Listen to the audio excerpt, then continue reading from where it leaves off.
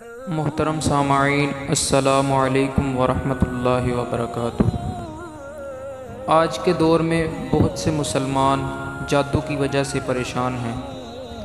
کسی کو ترقی کرتا دیکھ بہت سے لوگ اس سے حسد کرنے لگتے ہیں، حتیٰ کہ بعض اوقات انسان کے اپنے قریبی رشتہ دار، دوست اور بعض اوقات اس کے ہمسائے یا اس کے دشمن انسان پر اپنے دل کے حسد کی وجہ سے جادو ٹونا کروا دیتے ہیں، جس سے انسان کو نقصانات ہونے شروع ہو جاتے ہیں اور وہ بہت پریشان ہو جاتا ہے۔ کچھ لوگ پھر بابوں کے پاس جاتے ہیں جو ان کو مزید لوٹتے ہیں۔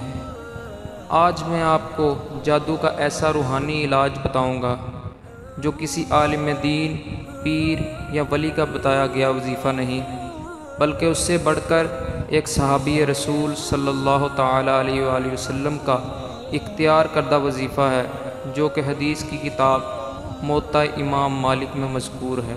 چنانچہ حضرت کعب احبار رضی اللہ تعالیٰ عنہ فرماتے ہیں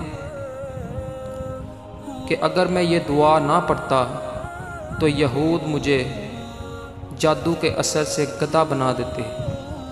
وہ دعا کیا ہے؟ وہ دعا یہ ہے: بسم اللہ الرحمن الرحیم، اعوذ بوجہ اللہ العظیم الذی لیس شیء اعظم منہ وبکلمات اللہ التامات التی لا یجاوزہن بر ولا فاجر وباسماء اللہ الحسنی کلھا ما علمت منہا وما لم اعلم من الشر ما خلق وبرأ بذرا۔